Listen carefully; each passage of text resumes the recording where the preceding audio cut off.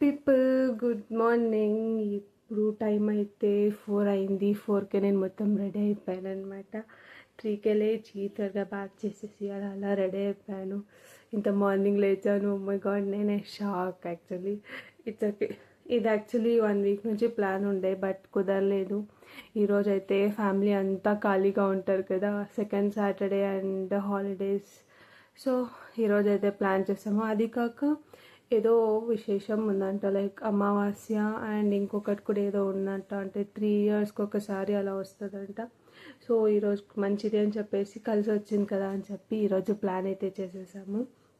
మా ఊరు నుంచి శ్రీకాళహస్తికి అయితే ఒక 3 అవర్స్ పడుతుంది. సో మా ప్లాన్ అయితే ఈరోజే వెళ్ళిపోయి మళ్ళీ ఈరోజే రిటర్న్ వచ్చేసేది. బట్ చూద్దాం అక్కడ రష్ ఎలా ఉంటుందో ఏమో, బికాజ్ ఈరోజు స్పెషల్ డే అన్నారు, రష్ ఎక్కువ ఉంటుంది అని అనుకుంటున్నాను. చూద్దాం. మరి ఈరోజే రిటర్న్ అయిపోతే ఇంకా బెటర్. రేపు ఇంకా రెస్ట్ తీసుకోవచ్చు కదా, మళ్ళీ మండే నుంచి వర్క్, ఇవన్నీ తెలుసు కదా అందరికీ.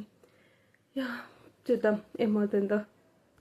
అందరం రెడీ అయితే అయిపోయాము. ఇంకా బస్ స్టాండ్కి వెళ్తున్నాము. మా ఇంటి నుంచి బస్ స్టాండ్కి ఒక 10 minutes అలా ఉంటుంది అనమాట. యాక్చువల్లీ మా ఊరు నుంచి తిరుపతికే డైరెక్ట్ తీసుకుందాం అనుకున్నాము, బట్ సీట్స్ అయితే లేవు. సో పీలే వరకు అయితే తీసుకున్నాము. ఇక్కడ చూద్దాం. యాక్చువల్లీ నాకు ఆకలేస్తుంది. బయటకు వెళ్ళి చూసాను అలా ఫ్రూట్ బౌల్స్ అలా షాప్స్ ఏమైనా ఉన్నాయేమో అని, టెంపుల్కి కదా. సో టిఫిన్ కాకుండా జస్ట్ ఫ్రూట్స్ అలా తిందామని అనుకున్నాను, బట్ ఇక్కడ షాప్స్ అయితే లేవు.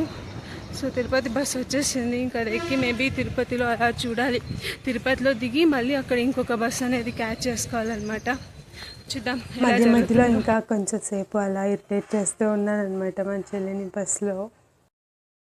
తిరుపతి బస్ స్టాండ్కి అయితే వచ్చేసాము. ఇక్కడ ఫుల్ జనాలు ఉన్నారు అనమాట. యాక్చువల్లీ బస్సెస్ కోసం వెయిట్ చేస్తున్నాము. ఎవ్రీ 15 minutes వన్స్ ఒకటి ఉందంట. సో ఒకటైతే వచ్చింది, బట్ చాలామంది ఉన్నారని చెప్పేసి నెక్స్ట్ బస్ కోసం అదే వెయిట్ చేస్తున్నాము. చూద్దాం. తిరుమలలోనే చాలామంది ఉంటారు ఈ టైం అనుకుంటే, శ్రీకాళహస్తి కూడా ఎంతమంది ఉన్నారా అనిపించింది యాక్చువల్లీ. ఈ బస్ స్టాప్ వచ్చేసి ఇది ప్లాట్ఫామ్ 8, 9, 10 ఈ 3 ప్లాట్ఫామ్స్లో శ్రీకాళహస్తి బస్సెస్ అనేది వెళ్తాయి అన్నమాట.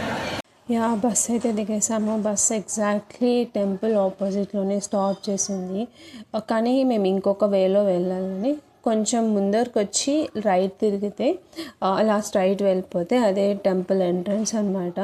మీరు వీడియో చూస్తుంటే అడుగున మనకి స్టేసే ఉన్నాయి, పీజీస్ ఉన్నాయి, ఇలా అన్నీ ఉన్నాయన్నమాట.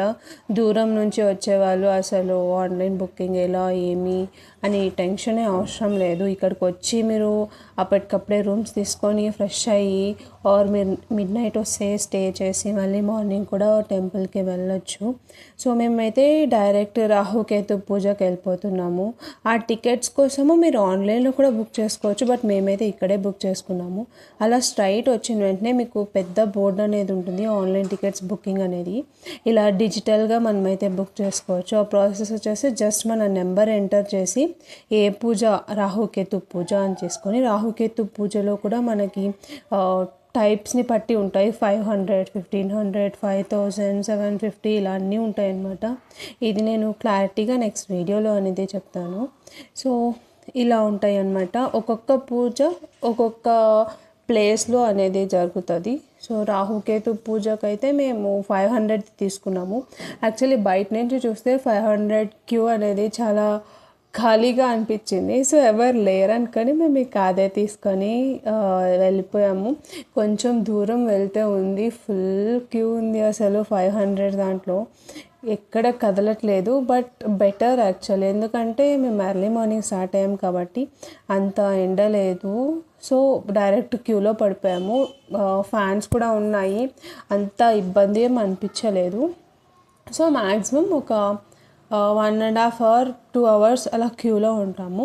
తర్వాత ఒక పెద్ద రూమ్లో వేస్తారు. యాక్చువల్లీ వాళ్ళు ఒక స్లిప్ అనేది ఇస్తారు. మనం డిజిటల్గా బుక్ చేసుకుంటాం కదా, అక్కడే స్లిప్ అనేది అదే జనరేట్ చేస్తుంది. ఆ క్యూలో ఎంటర్ అయ్యేటప్పుడు ఆ స్లిప్ అనేది మనము వాళ్ళకి చూపిస్తే వాళ్ళే స్కాన్ చేస్తారనమాట. దాంట్లో క్యూఆర్ కోడ్ ఉంటుంది. మీరు ఆ స్లిప్ని ఇలా మడిచి పెట్టద్దండి, బికాజ్ క్యూఆర్ కోడ్ అనేది వెళ్ళిపోతుంది, అప్పుడు మీకే లాస్ అనమాట.